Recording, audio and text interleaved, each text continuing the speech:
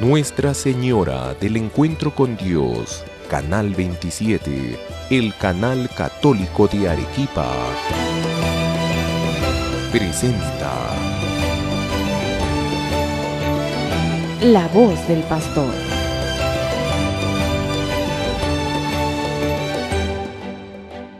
Queridos hermanos y hermanas en Cristo, nuevamente juntos en La Voz del Pastor para continuar con nuestro estudio y reflexión sobre el Catecismo de la Iglesia Católica.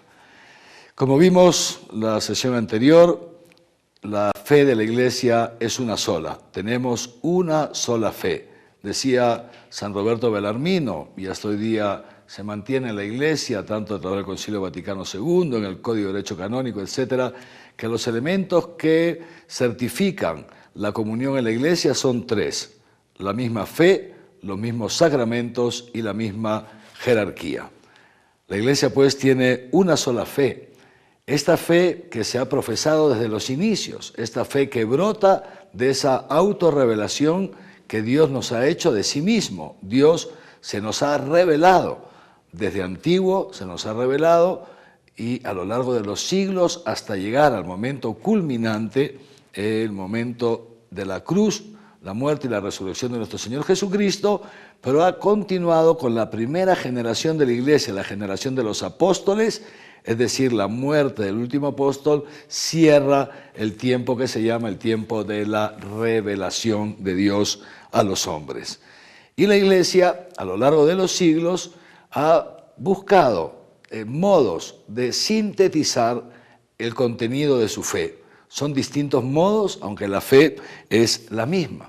Es la fe que Jesucristo dio a la Iglesia y es la fe que nosotros al mismo tiempo recibimos de la Iglesia.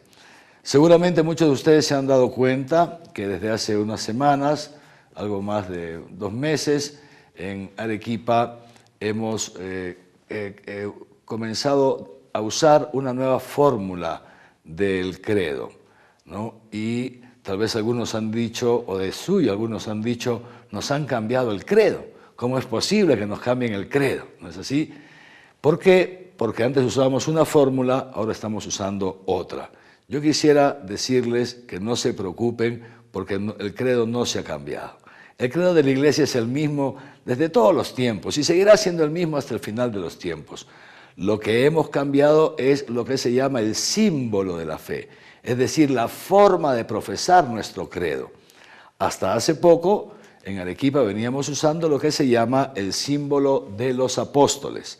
Y ahora estamos usando lo que se llama el símbolo o credo niceno-constantinopolitano. Les voy a explicar en qué consiste cada uno de estos. Pero antes de explicarles esto, quisiera que también ustedes sepan que no son los únicos símbolos que existen, no son las únicas formas o fórmulas del credo. Existen, y lo tienen, por ejemplo, en el número 192 del Catecismo, los que lo tienen a la mano se darán cuenta. Está el llamado símbolo Quiucunque o de San Atanasio, y están también las profesiones de fe de algunos concilios, como el Concilio de Toledo, el Concilio de Letrán, etcétera, etcétera, o de algunos papas, incluido el llamado credo del pueblo de Dios, el más reciente, que lo formuló Pablo VI el año 1968. ¿Qué quiero decir con esto entonces? Que la fe es la misma, la fe no cambia. El credo, aquello en que nosotros creemos es lo mismo. Lo que cambia es la fórmula con la cual lo profesamos. Y hay varias fórmulas que son permitidas, aprobadas por la Iglesia y que pueden ser utilizadas. Usábamos hasta ahora, les decía, el símbolo de los apóstoles, que es la construcción más antigua que se conoce en la Iglesia sobre el contenido de nuestra fe. Era el credo que se rezaba en Roma ya desde prácticamente los inicios de la vida de la Iglesia.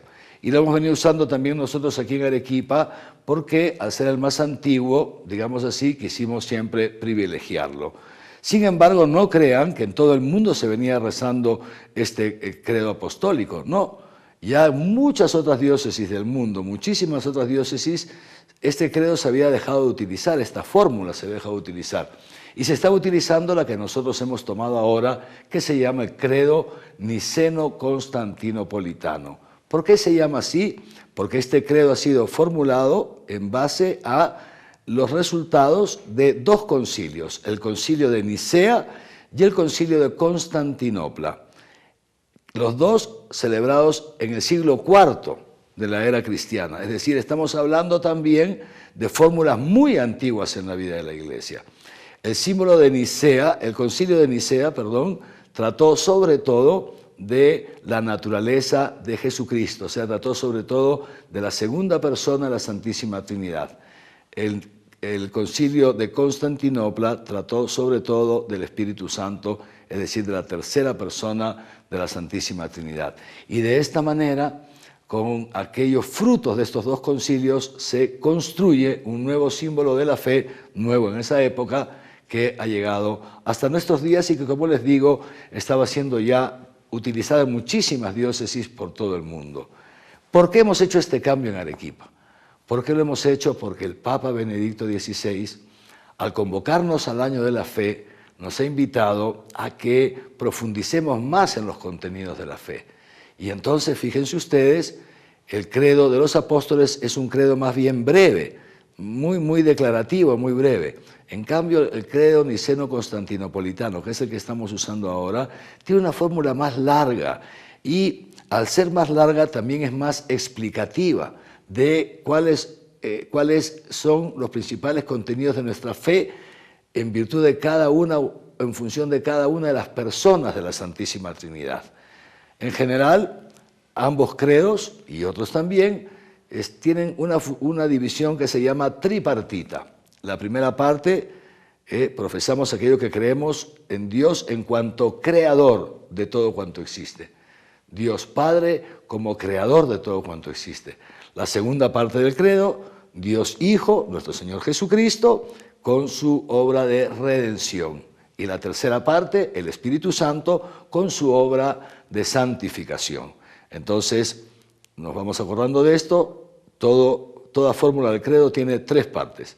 La primera, dedicada al Padre Creador, la segunda al Hijo Redentor, la tercera al Espíritu Santo santificador, aquel que santifica a los cristianos, aquel que guía a la Iglesia, en virtud del cual recibimos el perdón de los pecados, y aquel que nos resucitará el último día, como dice San Pablo. San Pablo dice así: aquel que tiene el Espíritu de Cristo, el mismo Espíritu que resucitó a Jesucristo entre los muertos, lo resucitará también a él el último día. Muy bien, entonces ya sabemos la diferencia entre un credo y otro, sabemos que los dos credos son igualmente válidos, igualmente buenos, sabemos que el credo niceno-constantinopolitano es el más largo, el que estamos usando ahora, por ejemplo, en Arequipa y en otras diócesis, y sabemos que lo hemos hecho porque, digamos así, es un poco más explicativo y nos ayuda a profundizar mejor en los contenidos de nuestra fe. Muy bien, ahora les digo una cosa, ¿qué significa el símbolo de la fe? La palabra credo, el nombre, digamos así, oficial, es el símbolo de la fe. Esta palabra símbolo viene del griego símbolon, que significa y significaba ya en aquellos tiempos, cuando se hablaba el griego de un modo corriente, significaba la mitad de un objeto, la mitad de un objeto. Entonces, esa mitad de un objeto servía para cuando se encontraba la otra mitad, encontrarse entonces el objeto completo e identificarse. Muchas veces se firmaban contratos, por ejemplo, y el contrato se partía en dos. Una parte se la quedaba cada uno de los contratantes, entonces al juntarse las dos partes quedaba el contrato completo. O se daba algo en prenda y se partía por la mitad. ¿Por qué se empieza llamando el símbolo de la fe o el simbolón? ¿Por qué? Porque el símbolo de la fe, el credo que nosotros llamamos, era el instrumento que se usaba en los primeros siglos para identificarse como cristiano. Es decir, los primeros siglos, ustedes saben que la Iglesia fue sujeta a muchas persecuciones. Los cristianos vivieron durante siglos como de un modo clandestino. Y entonces tenían que tener mucho cuidado de con quién se relacionaban. No fuera a decir uno que era cristiano y se lo decía a alguien que no era cristiano, lo podían denunciar al emperador y terminar en el martirio, en el circo máximo, entregado a los leones. Entonces, la fórmula para saber si estamos hablando yo con otro cristiano, era el símbolo de la fe. Y era la misma fórmula que se pedía para poder entrar a la iglesia. Es decir, en el momento del bautismo, estamos hablando de los orígenes de la iglesia, entonces, por lo general, se bautizaban adultos. Eran adultos paganos, algunos también judíos, que querían pasar a ser cristianos. Y entonces, la señal que daban, que transmitía la fe que habían recibido y que querían, digamos así, asumir ya por toda su vida, era justamente el símbolo de la fe o el credo. Vamos a pasar ahora, estamos en esta misma sección, vamos a ir al capítulo primero de esta nueva sección, que es la sección segunda, el número 198. El número 198 nos relata lo siguiente: creo en Dios Padre. Este es el título. Y ya nos empieza a decir, fíjense ustedes, que nuestra profesión de fe comienza siempre por Dios. ¿Por qué por Dios? Porque Dios es el primero y es el último, el principio y el fin. Y empieza diciendo que Dios es Padre, porque el Padre es la primera persona de la Santísima Trinidad. Y entonces, este Padre de quien brota todo cuanto existe. Fíjense ustedes, el Hijo no ha sido creado, pero ha sido engendrado. El Hijo tiene una fuente previa a Él, que digamos así, aunque es desde toda la eternidad, pero tiene una fuente que es el Padre. En cambio, el Padre es la fuente sin fuente, es el origen sin origen, es el principio sin principio. Entonces, por eso empezamos profesando nuestra fe en Dios Padre. Este Dios Padre que, repetimos, se le atribuye este don enorme que nos ha hecho, que es el don de la creación. Entonces vamos al artículo primero. Creo en Dios Padre Todopoderoso, Creador del cielo y de la tierra. Nosotros los cristianos creemos que existe un solo Dios. Son tres personas distintas, pero un solo Dios verdadero. Creer en Dios es el punto de partida de nuestra fe. Dice el número 199, es la primera afirmación de la profesión de fe y es también la más fundamental. Es aquella que nos, digamos así, diferencia de otros credos, de otras religiones. Nosotros creemos en un solo Dios, y este Dios que es el Creador. Nosotros somos conscientes que las cosas no han comenzado a existir por pura casualidad. Nosotros somos conscientes que detrás de todo cuanto existe hay un Creador, y ese Creador que es Dios y que ha creado todo por amor. Dice el apóstol San Pablo que ya contemplando la naturaleza, contemplando la creación, cualquier ser humano con su recta razón, con el uso recto de su razón, puede llegar a la conclusión de que existe un Dios creador. Ciertamente, las cosas no aparecen a la deriva, no aparecen por casualidad, ¿no es así? Si existen es porque alguien las ha creado. Este libro existe porque alguien lo ha compuesto, alguien lo ha impreso, alguien lo ha encuadernado, si no, no existiría este libro. Pues lo mismo, tantas cosas que existen porque alguien las ha creado. Para nosotros, gracias a la revelación que Dios nos ha hecho ya desde las primeras páginas del Génesis, quien ha creado es Dios. Dios que es el creador de todo cuanto existe, pero no solamente eso, sino que crea por amor. Crea por amor todo lo que existe y nos crea a nosotros los hombres, el ser humano, el culmen de la creación, y todo cuanto existe lo ha creado para nosotros, para nuestra santificación, para que nosotros podamos gozar de la creación y al mismo tiempo para que a través de la creación y de nuestra propia vida podamos también darle culto a Él, darle gloria a Dios. Entonces, Dios Padre Creador, Dios crea todo, Dios crea por amor. Y termino.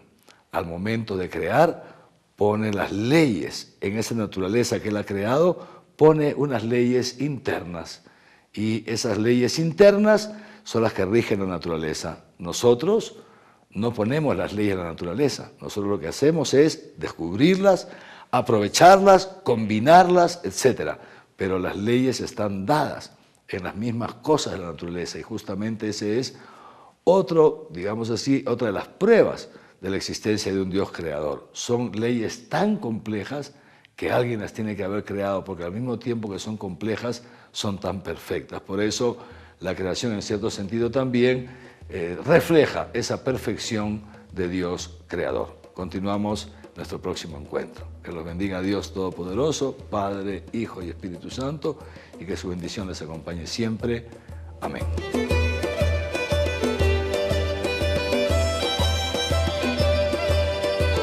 Nuestra Señora del Encuentro con Dios, Canal 27, el canal católico de Arequipa, presentó La voz del pastor.